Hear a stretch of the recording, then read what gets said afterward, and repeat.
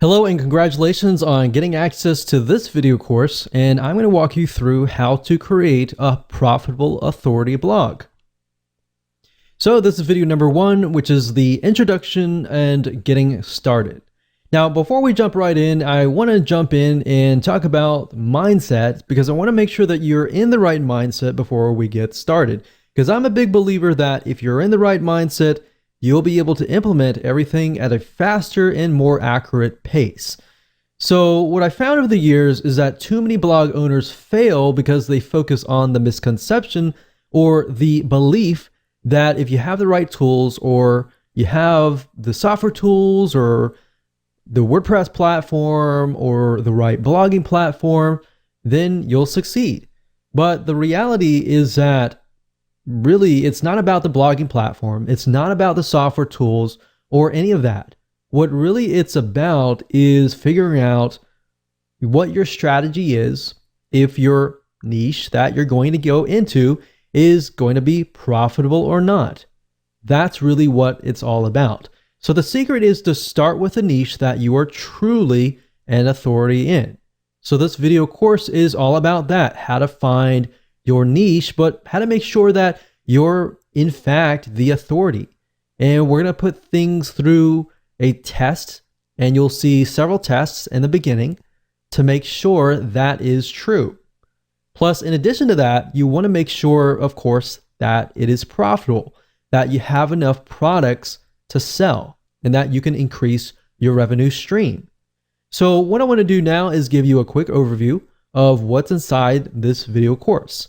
So you know exactly what to expect, and then of course you'll be able to see all the pieces of the puzzle, and then you'll be able to implement them at a faster rate. So this of course is video number 1. Video number 2 is find a profitable niche. So we're going to do some brainstorming. And video number 3, we're going to do the longevity test to make sure that that niche can last a long time, for decades, literally. And video number 4, we're going to talk about the authority test to make sure that you are indeed the authority. How do you know? We'll ask some questions that you can answer. We'll put you through some tests to make sure that is the case. And of course, number 5 is going to be the competition test to make sure that you have enough competition. And video number 6, we're going to talk about the product test to make sure that everything is going to be profitable for you in the long run. Because the worst case scenario is you jump into a niche that has a high demand, but it's not necessarily profitable. And of course, video number 7, we're going to talk about topic generation. So we're going to take the niche that you decided upon, and I'm going to show you how to use free tools to gather intelligence to figure out what actual topics are in demand. Because it's easy to create topics out of our head, and that's great. And some of those might be high in demand, but we can verify these with actual tools online. And video number 8, we're going to talk about blog post creation. Video number 9, we're then going to talk about blogging platforms. So if you notice, a lot of videos 1 through 8 is all about strategy, planning, getting it right. And once you do that, then you can move on to setting up your blog. Then you can think about the software tools and all of that. All right. So with that said, let's move on to video number 2. Welcome back. This is video number 2, and we're going to talk about how you can find a profitable niche that you are an authority around. And as we're thinking about that, I want to ask you a question, which is, what are you interested in? What are you passionate in? And I want you to keep that question in your mind. And the reason being is because I want to address an issue. And the issue is that many people tend to choose niches based on profitability. And that's the wrong way. Here's what you should look for. You should look for something that you're interested in, because if you look at the profitability or the money first, you will fail eventually, because you will eventually run into a roadblock and you will get overwhelmed, it'll be boring, and you'll have no interest in it to continue. And another thing is you won't look like you really know what you're talking about. So start with your passion. And the great thing about that is that people will trust you. They will begin to see that you're passionate about it. Have you ever been to maybe a blog or a webinar or something of other, and you have noticed that the speaker is not passionate whatsoever? They just feel like they're there because they're there. Does that really make you want to trust them?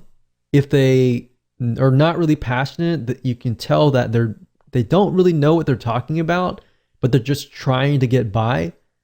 That probably turns you off, right? Well, same goes here. You don't want to portray that in any way. What I'm trying to get here is that you want to portray yourself as the expert. And to do that, you need to be passionate about the niche. So over time, like I said, things will get boring and you will lose sight. And once you've lost sight, that is the beginning of failure. So what I'm trying to do is I'm trying to set you up for success. Now, here's an example here. A while ago, I considered a niche called scrapbooking. I had zero interest in it, but I did this because I was trying to follow the money. What happened was it flopped. It died. So what I realized over the last decade was what gets you over the roadblock is being passionate about the niche. So here's my recommendation to you, and I want you to take this exercise and just go ahead. Step one, just pull out a pen and paper, pause the video if you want to, and just sit down and just begin to jot down all of your hobbies, things that you've invested money into, things that you've been passionate about. Maybe it's something that your family's passionate about. Think about all the pains that you've been through or your loved ones have been through, and jot those down as well. Because let's be honest, if it's a pain, you've probably done enough research about it to know the advantages and disadvantages of certain solutions and all of that. So let's say, for example, you have had a kidney stone. If that's the case, then you passed it without needing surgery, then somebody else out there is probably going to want to learn from you, right? So you have some sort of experience in it. You felt the pain, you felt the suffering, you've been through and done that. So you can relate to the people that are going through it. So basically think of things that you're passionate about. And if you want to pause this video and just go ahead and do that, that's fine. After you've done that, step number 2 is now, out of these that you have written down, I want you to pick and choose the ones that you're extremely passionate about. Now, hold on to this because in the next video, we're actually going to discuss how to ensure that you can make sure that you can do this for the long term and that this passes the longevity test, which is the next video. Hello and welcome to video number 3, and we're going to talk about the longevity test. So here's a quick and easy short test that you can utilize to figure out if you're really passionate about the niche in the long term. Because you might be okay right now, but we really want to know if it's going to last for a decade or more. So in the previous video, you created many different topics and then you chose one. Now, the fact that you're passionate about this topic means that you're more likely to succeed in the long term, but we want to make sure that is the case. So here's what I want you to do. I want you to get a timer, whether it's your phone, whether it's your watch. From this topic, what I want you to do is try to jot down at least 10 to 15 different but very specific topics around this one topic.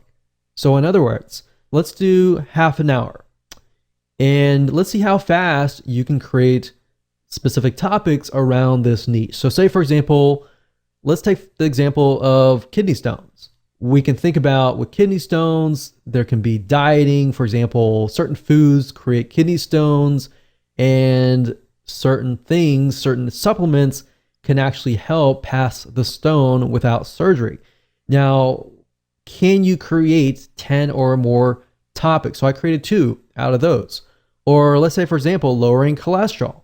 We have dieting, we have exercise, we have cardiovascular exercise, we have aerobic exercise, we have other different options as well. So what we're trying to do is figure out how many topics you can create. So go ahead Do that now, pause the video. If you got 10, great. If you got 15, super. If you got 20, awesome. But if you got at least 10 within less than half an hour, then that's a good sign. That means that in your brain, you're able to produce topics right away and that you're actually passionate about this niche. Now, are you stuck? Let's say you tried it and you weren't able to think of anything. If you're stuck, then that kind of means that you need to move on to the next one. So look back on the list of pains and hobbies, pick another one and go through the cycle again until you find one that works. Now, here's the final test. Let's say you found something that you were able to write 10 for.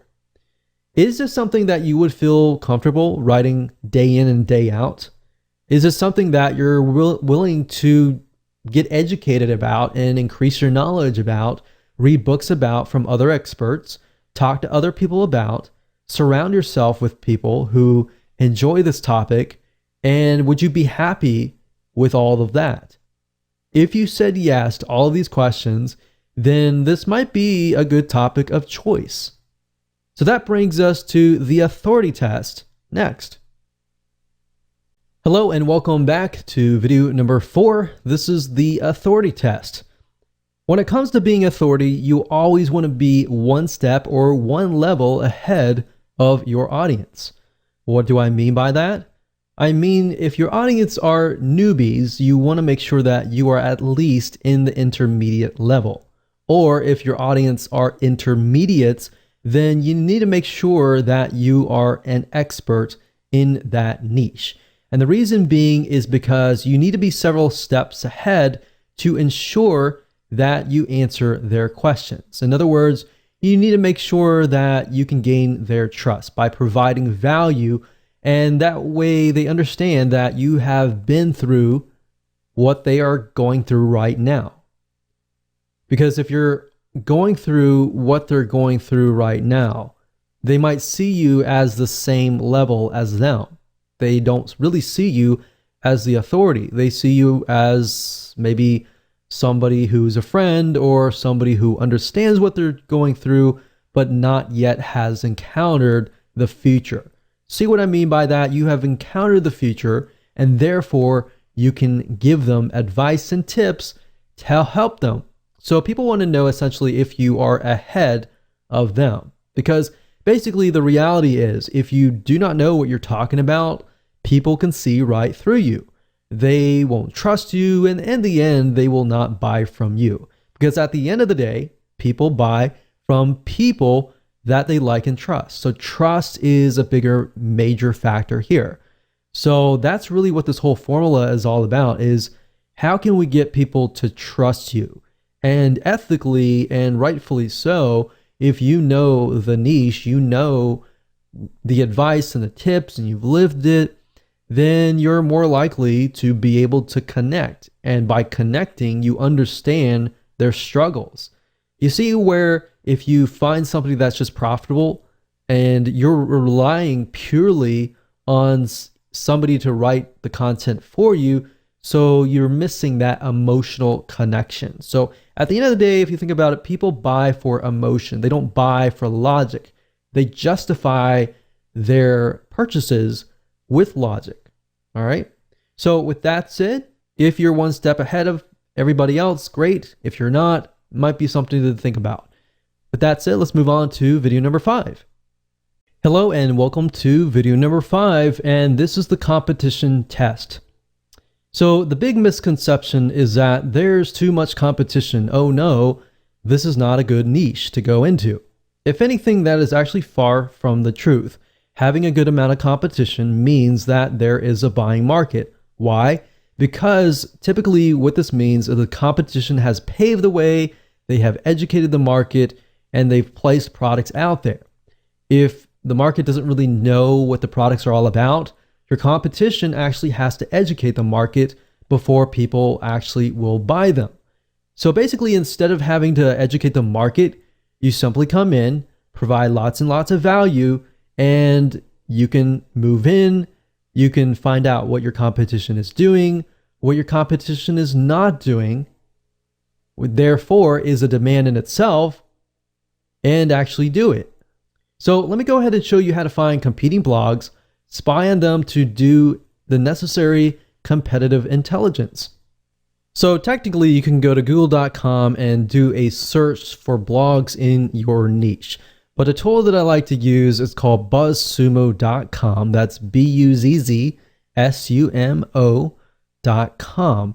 And the reason why I like this is because this site literally analyzes the content that performs the best within the niche. So this really is going to help shortcut things for you.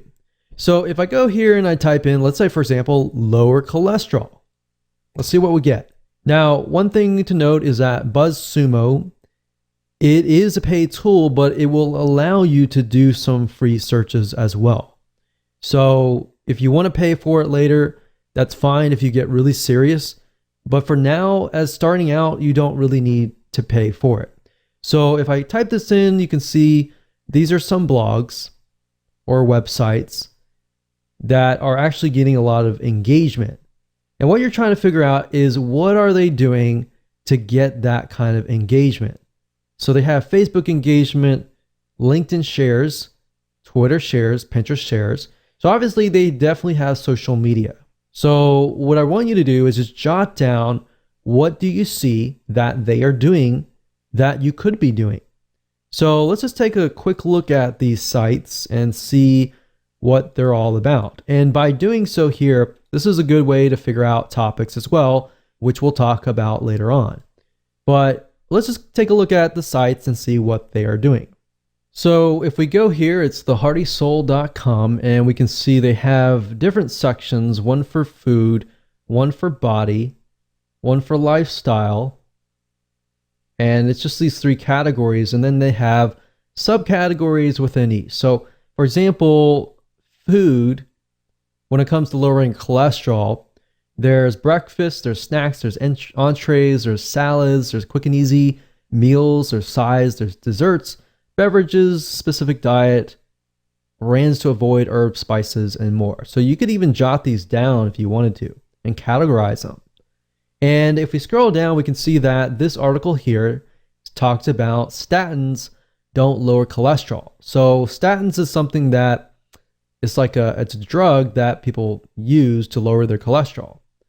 But it's saying in this study that it increases cancer and memory loss risk.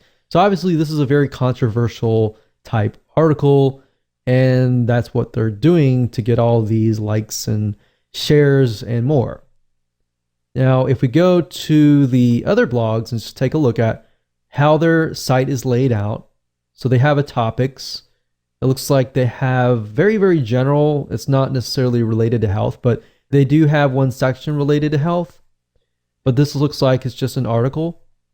But you can see the length of the article is actually quite long. It's a good, decent size article, maybe about 700. No, it looks more like 1,000 words. But nowadays, your articles and your blog posts can actually get to the length of 1,500 to 1,000 words per blog post. And of course, if you have videos, that's good too, to get people to actually stay. So we can see that these sites don't really focus just on cholesterol, but they focus on the overall arching view of health.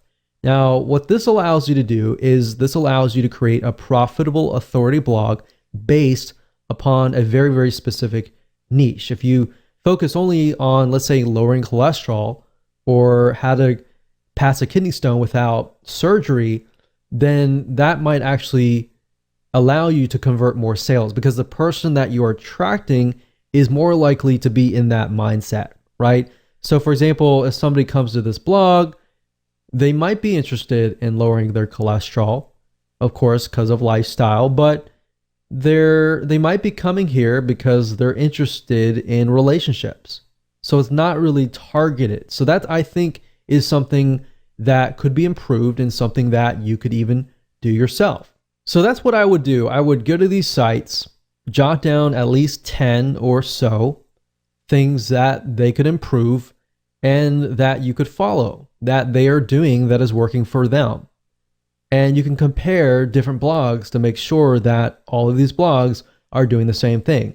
If they're all doing the same thing and they're doing really well in that area, it might be something that you can actually mimic. Hello and welcome to video number 6, and let's go ahead and do the product test. Now, at this point in the time, you know for a fact that this is a niche that you want to go into.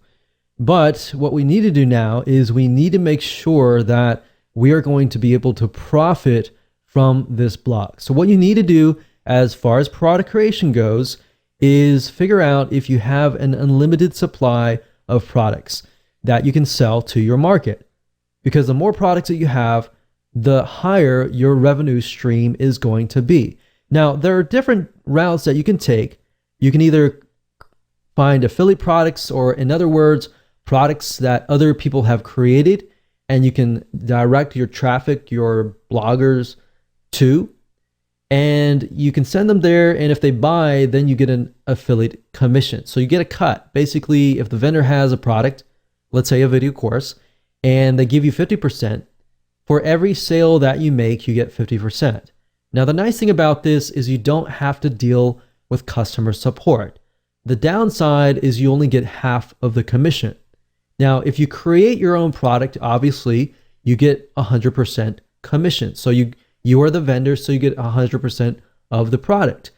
Now, that's the nice thing about products, but product creation definitely does take time. And a shortcut of that is what we call private label rights products. What that means is you have somebody who has created a video course or a report or an ebook or some sort of product, and they are giving you rights to put your name on it and make it as your own. So the person creating the private label product, their name is not on it, so you pretty much get all the credit. Now, if you go find a private label rights product in your niche, let's say, for example, lowering cholesterol, and you compile a ebook or a report that somebody can buy, or you can turn that report into a video course that somebody can buy. Either way, product creation or private label rights, you get 100% of the actual revenue. So here's the thing. Finding affiliate products is great. It allows you to focus on your blog. But if you're unable to find many affiliate products, that just means that you're going to have to create your own products or find private label rights products. But I want you to understand that at the end of the day, the more products you create, the more you actually control yourself. So you actually own these products. And if you have 5 different products, you can cross-sell them. If somebody buys product 1, you're more likely to present them with product 2, 3, 4, 5. And if they like you, and if they like your products, they're more likely to buy the other products. And that's the beauty of this, is you can pretty much do however you wish if you own the product. So what I want to do now is just head on over to Google. I'm going to show you real quick how to find products that you can sell if it's an affiliate product, or if you want a private label rights shortcut. So this is going to be a quick and easy exercise. Simply go to google.com, and then of course in the search box type in private label rights, and then place the next word to be your niche. So in this case, if that's lower cholesterol, let's see what we get. So you're going to see PLR or private label rights. You can do a search for PLR as well. Same thing, same acronym. And you can see that, this is $3.49. It's 30 days to lower cholesterol, PLR ebook. And you want to make sure that you see what's inside the ebook. Now, I can't say for everything. Some ebooks are created with tons and tons of high quality, and some are created and they're not really good quality. So you really have to pick and choose. I mean, it's not really expensive. So at the end of the day, you can look at it, and if it's great, if it needs to be rewritten, you can hire an article writer to do a total rewrite of it. Or another thing you can do is you can head on over to Upwork.com or Fiverr.com, which is Fiverr.com, and find somebody to turn these articles into videos, which is something that most people don't do, but that's an extra step that you can take that really adds a lot more value. Now, aside from private label rights, finding affiliate products or products that have vendors who have created a product that you can promote to get an affiliate commission, you go to clickbank.com and you click on their affiliate marketplace and you type in a keyword here. So let's say cholesterol and see what we get. So out of this, we can see there's 122 products, which is a good thing. That means that we have enough products that we could potentially sell. And as you can see here, the initial sell is $24.45, and that means that you're going to get that amount of money. And some of these have rebill. So some of these have recurring membership sites attached to it. So if you sell it once, you can get paid over and over again over the course of a few months. So what we're trying to do is we're trying to just glance really quick. You don't have to buy anything right now. Just kind of get an idea. Is there actually affiliate products out there that we can sell and promote and get a commission? And we can see that there is indeed 122. All right. So another thing you can do is you can go to Google and we can say lower cholesterol or just cholesterol affiliate program and see what kind of affiliate programs are out there for products that are helping people lower cholesterol. And you would simply go here, you would take a look at it. You could contact the vendor to get more information or even get private access or complimentary access to the actual product to test it out to make sure that it is good for your list. So over time, if you build a list of, let's say 500 people or 1,000 people, over time you have more leverage the bigger your list is, or the more interactive your actual list is.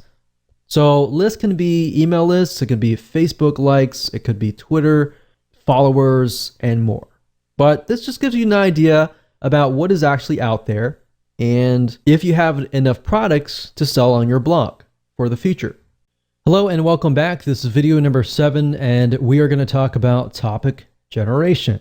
So it's time to go one step further and figure out a larger list of topics. Now, we obviously have a list that we created earlier, but we want to make sure that we verify that they are truly in demand.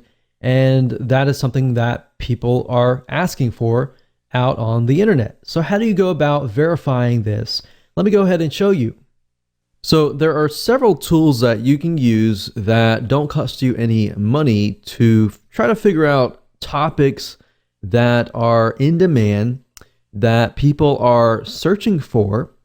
And the two sites are Google and SEMrush. Now, SEMrush does cost money, but at the same time, they do allow a free search, which gives you a limited amount of topics. And as you can see here, I went to SEMrush, that's SEMrush.com. And the keyword overview, as you can see here, I typed in lower cholesterol. So kind of following the topics that we've been talking about earlier. And as you can see here, you can choose countries, but I would advise just choose one country. And as you can see here, we scroll down, we can see phrase match keywords. So as far as lower cholesterol goes, we can see here how to lower cholesterol. We can see the CPC or what advertisers are willing to spend. And that's a good sign. If they're willing to spend money on a specific keyword, that means there is demand. As you can see here, foods that lower cholesterol lowering foods. So there's a lot about foods. You can see that there are other keywords as well. There's ad copies, there's organic search results. You can also use BuzzSumo as well to generate topics. And in addition to this, if we head on over back to google.com, up at the top here, if you put in the address bar a keyword, let's say, for example, lower cholesterol, you'll notice that as I begin to type things out, Google will actually try to complete your sentence with lower cholesterol diet, lower cholesterol fast, foods, exercise, and recipes. Now, if I were to, let's say, type in lower cholesterol, just flat out, and I scroll all the way down to the bottom, you will see a larger list of searches related to lower cholesterol. Now, what this allows you to do is it allows you to see the high demand searches. In other words, Google's not going to show keywords up at the top unless people are actually searching for them. So if thousands among thousands of people are searching for them, that's something to be aware of. Now, what this allows you to do is it allows you to drill deeper. So let's say, for example, that we want to do a search for lower cholesterol foods. And we do a search for that. And if you scroll all the way down to the bottom, you will see everything related to lower cholesterol foods. So we can see cholesterol in almonds, breakfast, food lists, recipes, how to reduce it naturally without medication. So we can see that and can I get an idea of the type of person that is searching? So we can see just from this list that the person searching is more likely to want to reduce their cholesterol and with natural home remedies, with supplements, with dieting, and everything naturally. So if that's the case, let's do a search again for lower cholesterol plan and see what we get. So let's scroll down all the way down to the bottom and we can see that the plan consists of diet plans, how to lose weight. So losing weight can be a factor. And we can see Indian diet plan. We can see Mayo Clinic diet plan. So many different diet plans. So what this allows us to see is allows us to see the overall general idea, which is lower cholesterol. And within that, we can see that there's things like dieting. So let's just create a notepad here. So lower cholesterol. And within that, we can see diet. We can see recipes, which recipes, of course, fits into diet. We can see exercise. You can ask yourself what type of exercise, lifestyle changes, what type of lifestyle changes. So as you're beginning to type these out, ask yourself questions that other people would ask, like what type, or what if, or why, or how, or when. So who, what, when, where, how kind of thing. So that way you can expand upon not just the general niche and the sub niche, but you can expand upon that. So you could see this diet and recipes could become one whole vertical of just topics, tons and tons of different diet plans, tons of different recipes, different types of exercises. We have, swimming, we have cardiovascular, aerobic type exercises, running, how long. And as you can see here, you can really dig deeper and deeper and deeper. So I would say just using Google itself allows you to really dig deeper, but utilizing other tools like SEMrush or BuzzSumo, or even going after the paid versions of these apps and digging up actual data that says, okay, this keyword is getting a $3 CPC, which means for every click somebody gets, they're actually paying about $3 cost per click. All right. So that's basically all you need to do right now is just do a little brainstorming, do a little researching, and create a list of topics that Google has proven to you that it is in demand. All right. So with that said, let's move on to the next video. Hello and welcome to video number 8. And let's talk about blog creation.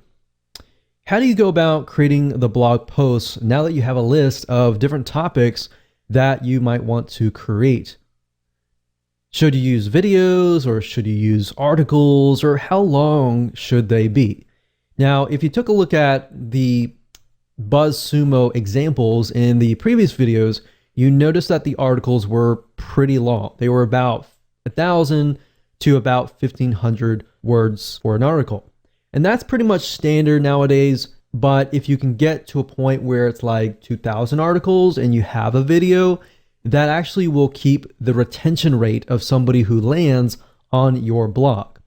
So that's the recommended thing to do, is to create an article, and you can outsource this if you want, but I would recommend you actually try to create the blog outline yourself, because if you're passionate about it, it's going to be easier. And one little tip that I have to say to speed up the process is be using something like your iPhone. So like an iPhone, it has something called Siri, and Siri allows you to voice your thoughts on your notepad, and you're able to create an article at a really, really fast rate. Now, obviously, grammatically, everything might be incorrect, but what you can do is you can do that on your iPhone or your smartphone, or even Dragon Naturally Speaking, to create the article, and then you can send it to a proofreader. I create the articles and then I send it to the proofreader, because that allows me to be creative, that allows me to just push it all out, and then it allows somebody else to do the grammatical checking and the spelling and all that to make sure that it actually flows. Now, once you're done with that, what you can do next is you can head on over to places like Fiverr.com, Fiverr.com, and you can hire people to actually read your article and get them to turn it into a video. So essentially what you're doing is the video is the same as the article. And what you can do is you can add images, and that way you appeal to the visual audiences, the kinesthetic, and the auditory learners. There's 3 types of people and 3 different types of learning. So that's what I recommend to you. Now, as far as what the blog post should be about, well, I'm going to show you what we call the backward blog creation strategy. And I'm actually going to take an example. I'm going to show you how to write the article, or at least outline it to the point that you can do it all in less than 5 minutes. All right, so let me go ahead and show you that right now. Okay, so the reason why I call this the backward blog post strategy is because what we're doing is we're moving backwards, if that makes sense. And it'll make more sense once we dive right in. But as you can see here, what you're trying to do is you're trying to find an already proven blog post. We're not plagiarizing, we're not copying anything, and just want to get that out of the way. But what we're trying to do is we're looking at what is proven and extracting from that and making it more specific, making it more unique, and making it better, essentially. So we find that proven blog post, and then what we do is we can break it up. So this one proven blog post could essentially become 10 or 15 or 20 even smaller blog posts that are actually more specific. So let me show you this in action. This is super, super easy to do. We're not plagiarizing by any means, so I just want to make sure we understand that, and that is clear. So let's move on and let's talk about lowering cholesterol again. So lower cholesterol foods. You notice that in the previous search that we noticed that a lot of foods, a lot of natural remedies. So let's kind of focus on that, because that seems to be what people are searching for. So let's just type in lower cholesterol foods and see what we get. So if we scroll down, we can see top 12 foods that lower cholesterol. And you'll notice this, a lot of articles are moving more towards 12 things or top 10 things that lower your cholesterol, or top 10 different types of cardiovascular exercises that allow you to lower your cholesterol, or even top 10 foods that you can still eat that are tasty that can lower your cholesterol. So let's just click through here. We'll click this one here, and let's just start from there. So as you can see here, it says 12 foods that lower cholesterol naturally. Now, if we take a look here, we can see that it lists different types of foods. So different categories of foods, like oats, we have red wine, we have salmon and fish, we have nuts. Now, we can see that while this is great and all, we can go more specific. So the question is, how do you go more specific? Because obviously the more specific it is, the more interesting it is sometimes, but at the same time, a lot of times it'll actually boost your authority simply because people feel like, okay, you've actually focused in on very, very specific details. So instead of saying like the top 12 different foods that lower cholesterol, what you can do here is say, for example, fish. You can say the top 10 fish that actually lower your cholesterol, or top 5 fish that lower your cholesterol, top 5 types of nuts. Because as you can see here, there are many different types of nuts. There's our pistachios, for example, that can help lower cholesterol. And there are many other types like almonds that can help as well. So try to go through here and just break it down. So let's just go here and we can see here that it's talking about nuts, oats, red wine, salmon or fish, nuts, and let's scroll down and see what else. So we can see teas, we have beans, we have chocolate, we have margarine, and we have garlic and olive oil. So there are actually other olive oils or types of oils that can lower cholesterol. So we can do oils, and let's just start with that. So obviously oats are oats. Red wine, there might be different types of red wine. So maybe we could do top 5 types of red wine, or top types of fish, top 5 types of nuts, and top 5 types of oil that lower your cholesterol. Now, indirectly, what you're doing here is, even though it is very, very specific, you're actually helping Google figure out what your site is all about. So there we go. From this one article, we were able to create 4 different articles. And because it's all very consistent, all we have to do now is we can go back to Google and type in, let's say, top beans to lower cholesterol. So right off the bat, you can see eating a cup of beans can lower your cholesterol as much as 10%. So we have navy beans, kidney beans, pinto beans, black beans, and chickpeas. That's already 3, 4, 5. So there you go. So you can easily find other articles out there that are based on these articles. So you can hire an article writer. Of course, there are many different places that you can go to hire article writers. Fiverr.com, that's Fiverr.com, is one good place to go to. And another place that you can go to is Upwork.com. And you can find very high quality article writers, and really all you need is a few. Just start out with one.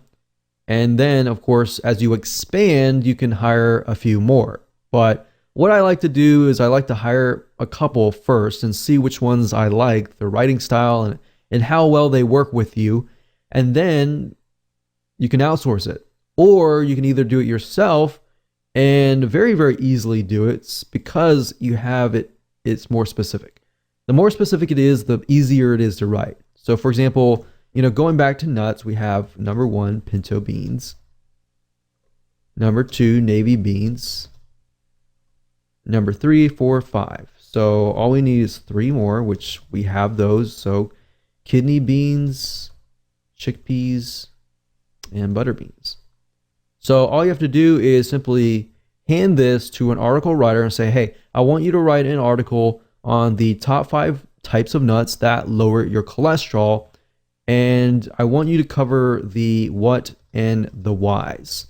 So basically, this is how it goes. As far as writing a blog post, to make sure that they convert, you always want to cover the what and the whys. You can cover the whens, that's fine, but you don't really want to cover the how. The how is the solution. So the solution is a how, and that essentially is what you are trying to get somebody to buy your product, is the how. So you get people interested in lowering their cholesterol. They learn about the what's and whys, and now they need to learn how to do that.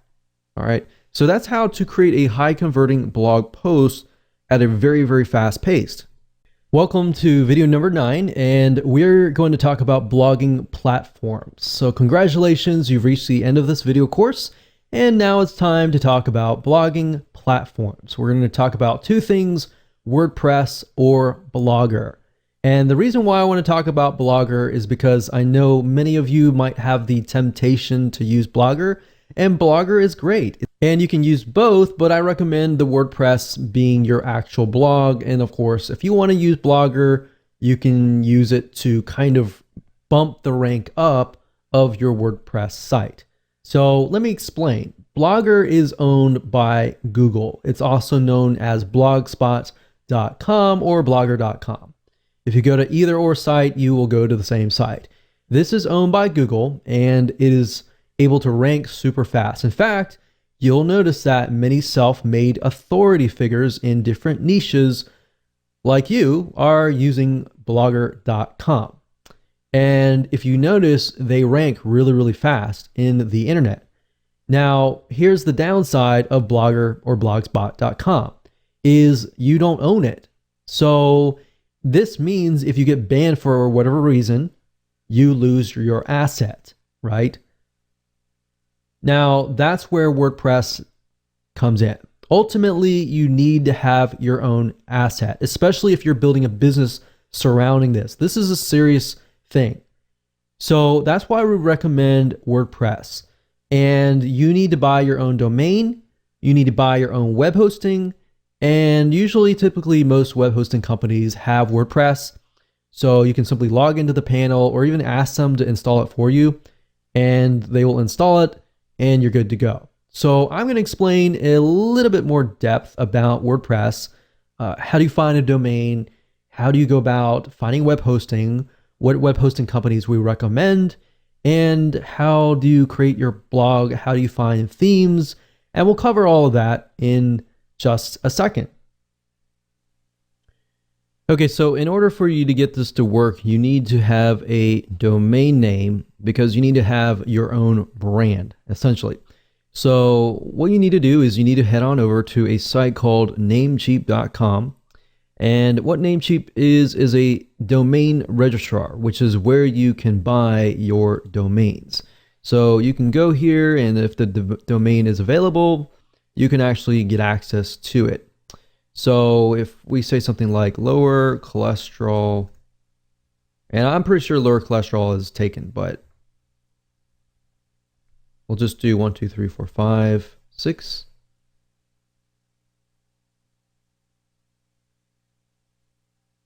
And we can see whether or not it is available. And I'm pretty sure it is just because put some numbers in it, but I don't recommend you do that. I just recommend you find whatever domain that is great for you, and then of course add it to your cart, buy it, and you're good to go. So you pretty much have completed the domain part. Now you have to get web hosting. So essentially the way it works is this. If we go back over here, you need two things. You need a domain name, which is kind of like an address, and then of course you need to have web hosting. So if you think about it, a house or apartment, you always have an address, right? And of course the address points to a house. And then a house actually has furniture in it, and you can change the outlook of it, the design of it, and all that. That's basically what web hosting is all about. So what you need to do now is you need to find a web hosting company that specializes in WordPress, because you're going to be using WordPress. Now, just keep in mind that WordPress is a very intensive type software. So as you grow your WordPress site, it utilizes a lot of RAM, a lot of server processing speed as it grows. So that's just something to keep in mind. So what I recommend that you do, you can either go to Google and you type in top WordPress hosting companies and go from there, or you can specifically use the ones that I'm about to talk to you about. There's one site called knownhost.com. We've used them. They have one of the best customer supports as of now, and they're very, very fast. The one good thing about web hosting companies is, as far as trying to figure out whether or not they are good or not, is to figure out how fast their support really is. if you email them, and you might want to test it out, if you contact them and they take hours and hours to get back to you, move on to the next place, because that's a good sign to figure out whether or not, that's a good hosting company. But we've tested this particular host and we found that they're really good. So what you want to do is you can head on over to here, and what you're looking for with WordPress type web hosting is SSD. So any type of SSD is going to be really fast.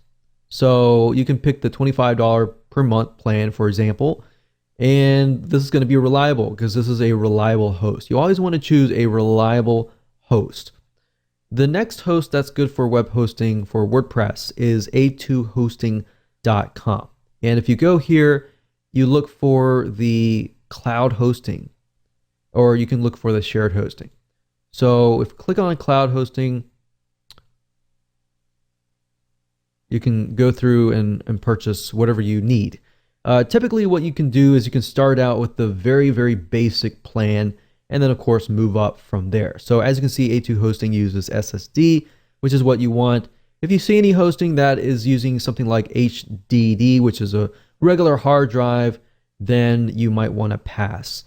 So for example, there are a lot of web hosting companies out there. HostGator also provides WordPress hosting. I cannot recommend HostGator. Have not really had the greatest experience with them. But KnownHost.com is a great web hosting company that we have tested, and it has been tried and true.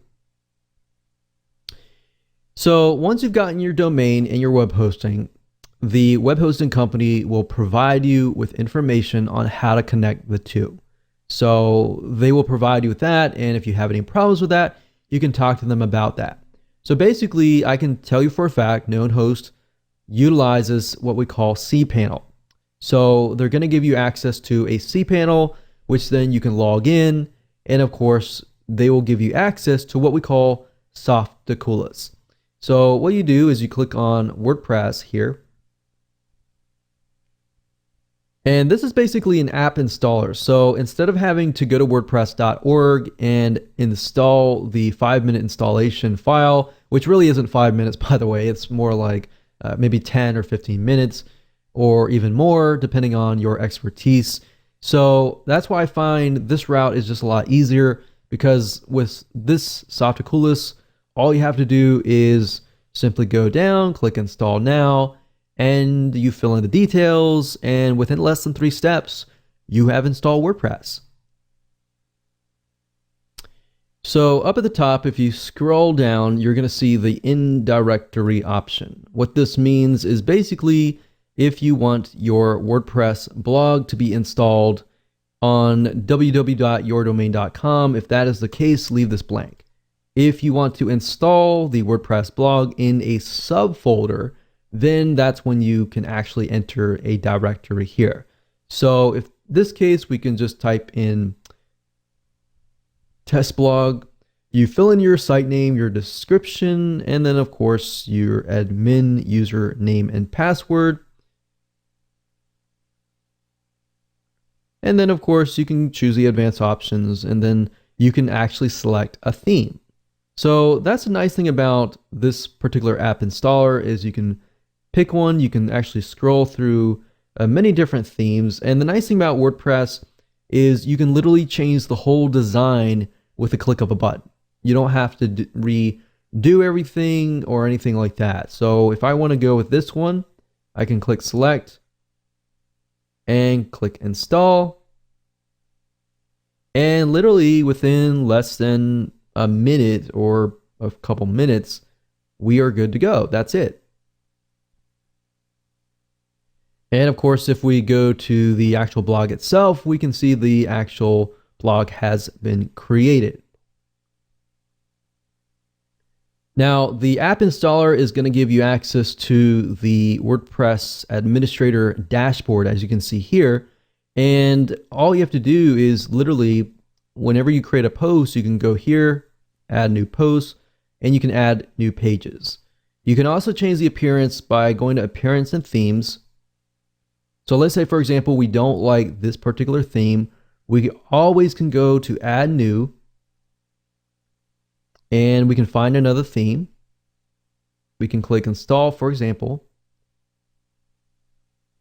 and it's installed. We can activate it. And if you go to the live site, you can literally see that the blog design has been changed. Now, I would recommend that if you are very serious about building a long-term authority blog, that you buy a theme that actually relates to your audience. So I recommend a site. It's called themeforest.net. Themeforest.net. And if you go under WordPress, you can actually find different themes that relate to different markets. So for example, we have blog and magazine. And just because it says blog does not necessarily mean you have to use that theme. You can use a theme that is related to other different markets as well. So as you can see, it ranges about $20 to about $54 per theme. But these themes are very, very professional and can definitely make you stand out. And if somebody comes to your site, you want to make a good first impression. And if you do that, that's one side of getting people to trust you, is to make sure that your site looks professional. So that's just something to think about as well. So I'm not going to go into too much depth about how to use WordPress. That's a different course for a different day. There's many different types of video courses out there that will teach you how to utilize WordPress, how to manage the site, and all that. But best of all, WordPress is great because it's very newbie friendly. And once you understand how to use it, it's very, very fast and efficient to create posts, to create pages, to add images, and all of that.